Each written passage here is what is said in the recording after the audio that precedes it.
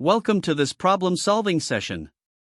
Today, we'll tackle a classic geometry problem, rectangle overlap, which is commonly seen in coding interviews. We'll explore different approaches to determine whether two axis-aligned rectangles overlap, including a brute force method and more optimized strategies. Let's dive in. In this problem, you are tasked with determining whether two rectangles overlap. These rectangles are axis-aligned, meaning their sides are parallel to the x and y axes. Each rectangle is represented as a list, x1, y1, x2, y2. Here, x1, y1 defines the bottom left corner of the rectangle, and x2, y2 defines the top right corner. The goal is to check if there is a non-empty region where both rectangles overlap. For two rectangles to overlap, their intersection must form a rectangle with a positive area. If they do overlap, you return true, otherwise, you return false. The input consists of two lists, rec1 and rec2, each representing a rectangle. The coordinates in these lists are integers, and your output will be a Boolean value indicating whether the rectangles overlap. The output for this problem is a Boolean value, true if the two rectangles overlap, and false otherwise. Now, let's look at an example to clarify how this works.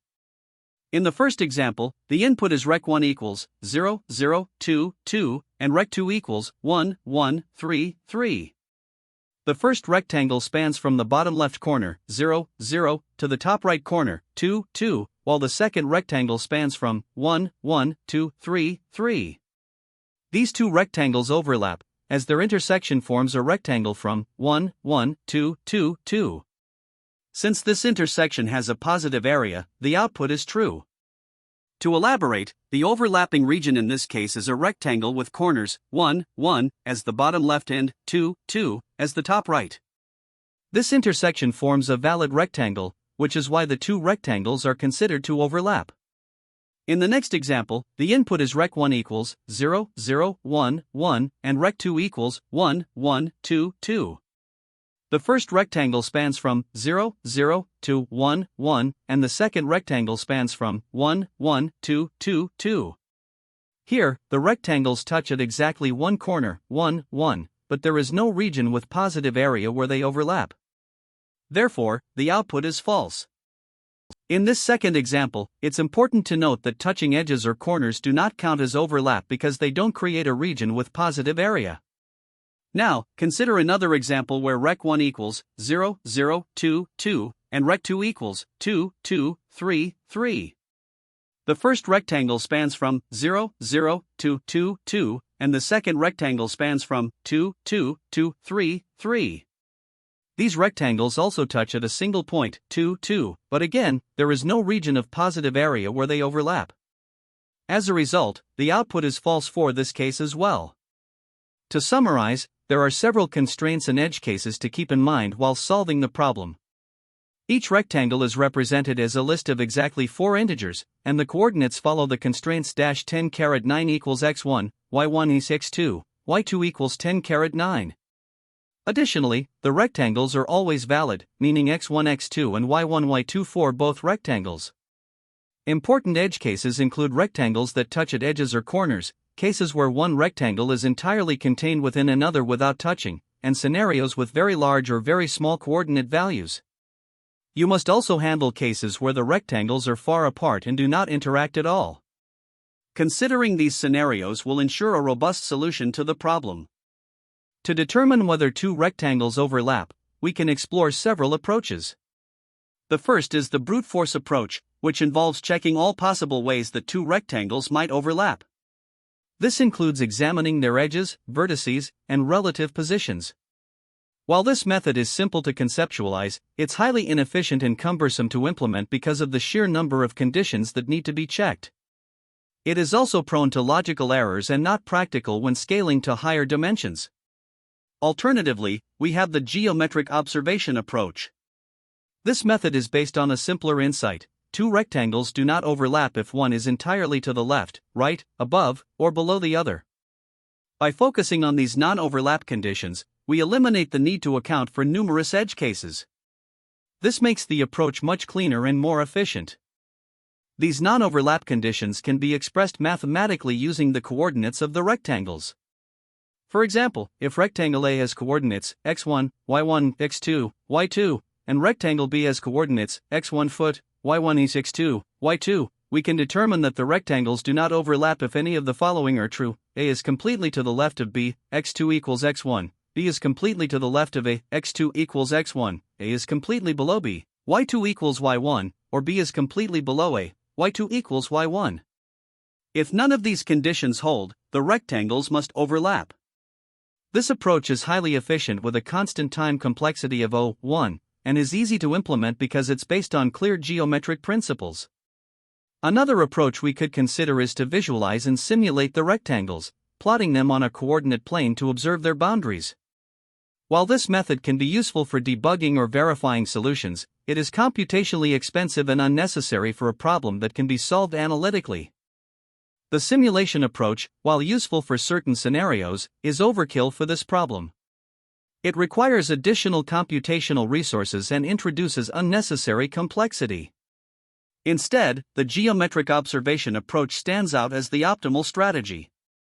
It leverages a simple and elegant insight into the spatial relationships between rectangles, allowing us to derive a solution without the need to check overlapping regions or simulate their boundaries. This approach avoids the pitfalls of brute force methods, which are prone to logical errors and inefficiencies. The key breakthrough here is recognizing that we can flip the problem by focusing on when rectangles do not overlap. This shift in perspective simplifies the solution dramatically and ensures that we handle all cases cleanly. The geometric observation approach is the best choice for several reasons. First, it is highly efficient, with a time complexity of O(1), allowing us to evaluate the conditions almost instantly. Second, it is simple to implement, relying on concise mathematical expressions rather than complex simulations or exhaustive checks.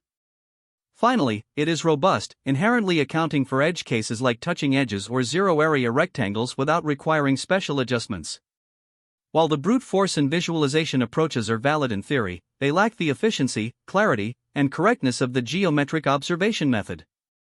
This approach is not only faster but also more intuitive and reliable, making it the clear solution for this problem.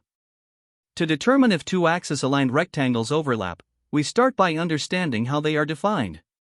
Each rectangle is described by its bottom left and top right corners, represented as x1, y1, and x2, y2, respectively.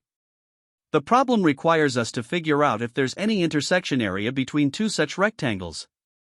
To solve this, we use a mathematical approach based on their relative positions. Specifically, two rectangles overlap if and only if their projections on both the x-axis and the y-axis overlap. This means we need to check conditions along each axis individually. If their projections do not overlap on either axis, the rectangles cannot overlap. Let's explore the specific conditions that define when rectangles do not overlap, as this forms the foundation of our solution. For two rectangles, R1 and R2, we can identify four specific conditions where non-overlap occurs. First, if R1 is entirely to the left of R2, meaning its right edge is less than or equal to R2's left edge, mathematically expressed as x2 equals x3. Second, if R1 is entirely to the right of R2, meaning its left edge is greater than or equal to R2's right edge, or x1 equals x4. Similarly, R1 will be completely above R2 if its bottom edge is greater than or equal to R2's top edge, described as y1 equals y4. Finally, R1 is completely below R2 if its top edge is less than or equal to R2's bottom edge, or y2 equals y3. If any of these conditions are true, the rectangles do not overlap. The overlap condition, therefore, is the negation of this logic. The rectangles overlap if none of these non-overlap conditions are met. The algorithm proceeds by checking these criteria step by step and evaluating whether an overlap exists. Because the rectangles are axis-aligned, their edges are parallel to the x and y axes, which greatly simplifies the overlap check. This allows us to evaluate projections independently along each axis. Instead of directly computing the overlap area, the algorithm focuses on negating the non-overlap conditions, which simplifies the logic and ensures clarity. With only 4 comparisons required in total, the algorithm achieves constant time complexity, O(1), meaning it runs in the same amount of time regardless of the input. Additionally, no advanced data structures are necessary. The rectangles are simply represented as lists or tuples of coordinates. Key edge cases to consider include when rectangles touch at their edges but do not overlap, which the algorithm correctly identifies as no overlap. For cases where two rectangles are identical or one is completely inside the other, the algorithm correctly determines that an overlap exists.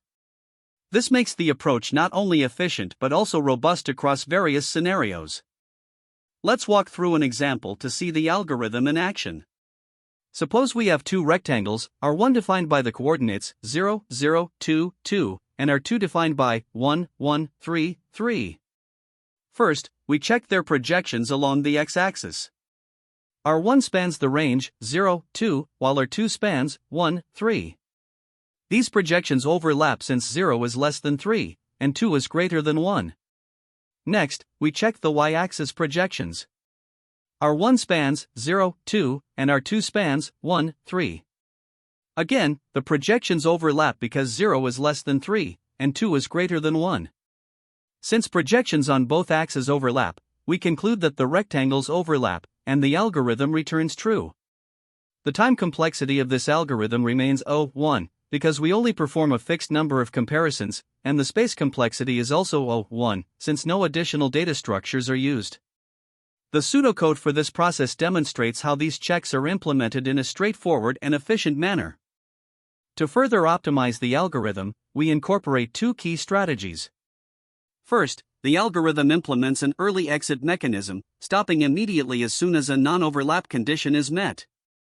This minimizes unnecessary computations, especially in cases where rectangles are far apart.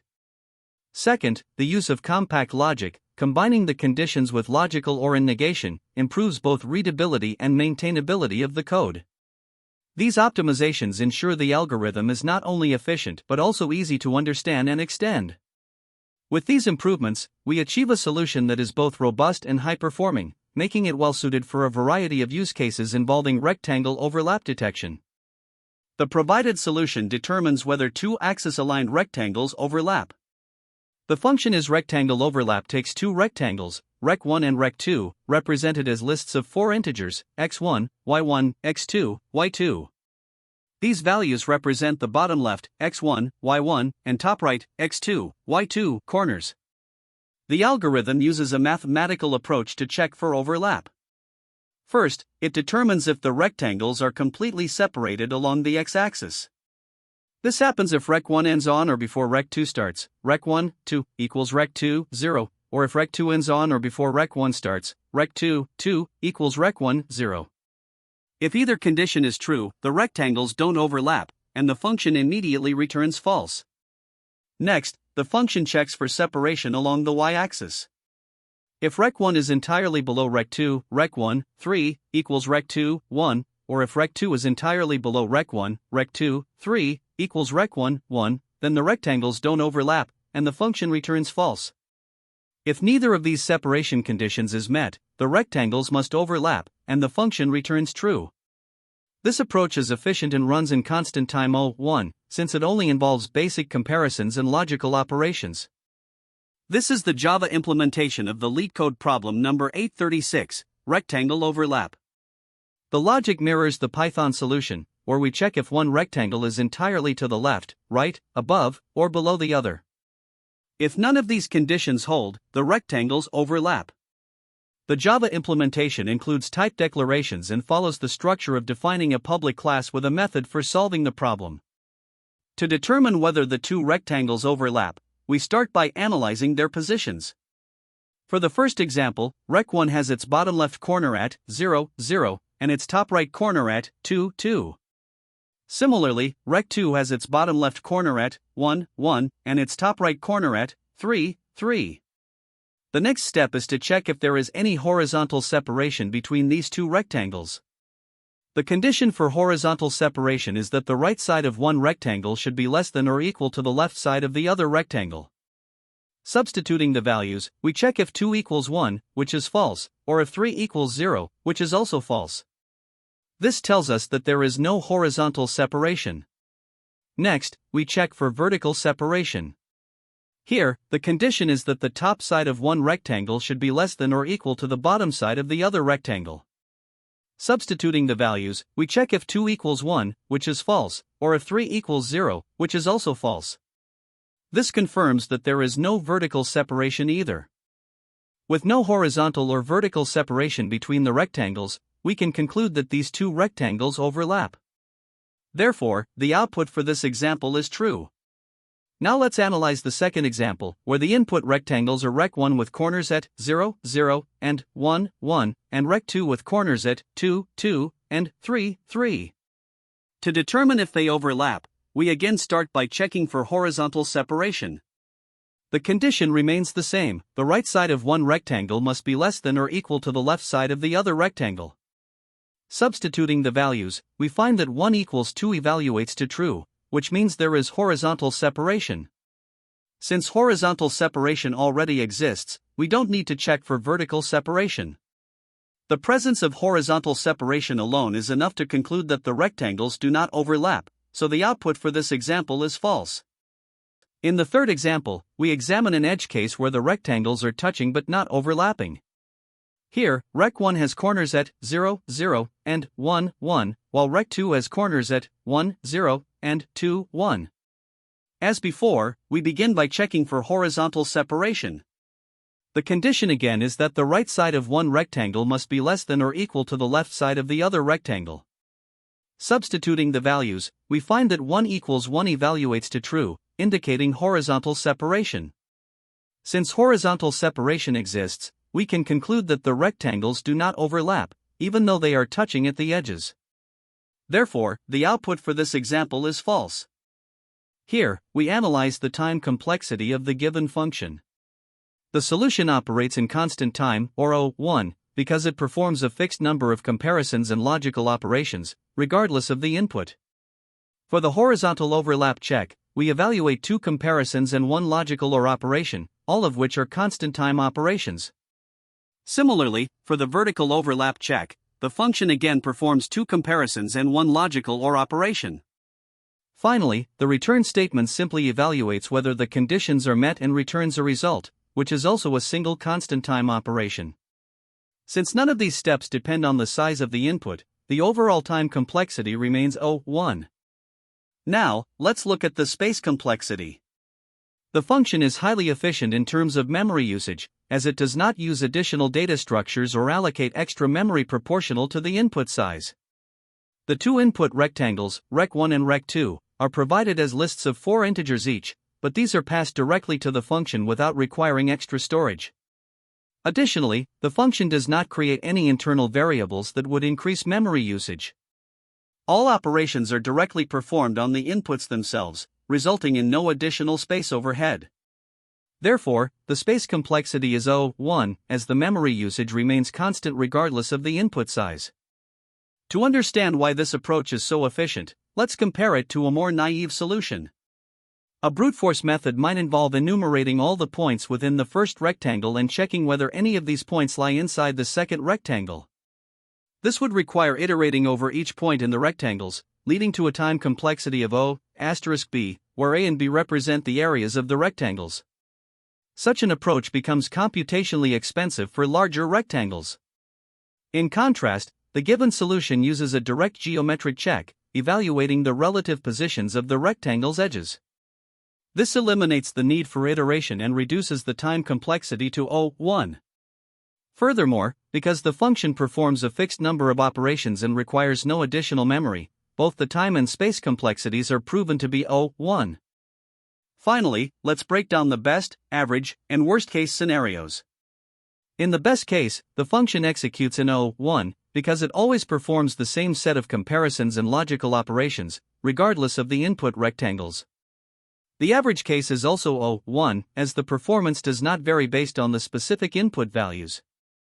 Even in the worst-case scenario, such as when rectangles barely touch or overlap, the function still adheres to its fixed set of operations and completes in O1 time. This uniformity in performance across all cases demonstrates that the solution is optimal, achieving the best possible time and space complexity for this problem. When working on this problem, there are some common mistakes to watch out for. One of the biggest is confusing the logic for overlap and non-overlap conditions. Remember, two rectangles do not overlap if one is completely to the left, right, above, or below the other. For example, if the right side of one rectangle is less than or equal to the left side of the other, they don't overlap. This less than or equal to is critical to handle cases where rectangles just touch but don't overlap. Another mistake is failing to handle boundary cases, such as assuming rectangles that touch at an edge or corner count as overlapping. Always check the problem statement to clarify if touching counts as overlap. Most problems consider touching as non-overlapping. Lastly, avoid using floating point values for rectangle coordinates unless necessary, as they can introduce precision errors. Instead, stick with integers to ensure reliable comparisons. Another mistake to avoid is hard-coding assumptions about rectangle properties. For example, don't assume the input will always provide corners in a specific order like bottom left and top right. Your solution should handle any order of coordinates by dynamically determining the left, right, top, and bottom edges. Overcomplicating the solution is another pitfall. You don't need to calculate intersection areas or use complex geometric formulas. Instead, focus on simple relational checks between the rectangle edges. This approach is not only efficient but also much easier to debug and maintain. To approach this problem effectively, it helps to simplify the logic. Fundamentally, it's about checking whether two intervals overlap along both the x and y axes. Start by identifying the conditions under which there is no overlap, and use this to frame your solution. Many geometry problems, especially with axis-aligned rectangles, follow similar patterns. Practice visualizing scenarios like one rectangle being completely to the left, right, above, or below the other to develop an intuitive understanding. It's also crucial to validate your solution with edge cases, such as rectangles that touch at edges, are completely disjoint, or where one rectangle is entirely inside the other. When discussing optimizations, remember that this overlap check operates in constant time, O1, since it only involves comparisons. Focus on writing clean, readable code. Lastly, be prepared to handle variations, such as extending this logic to 3D cuboids or calculating the area of overlap.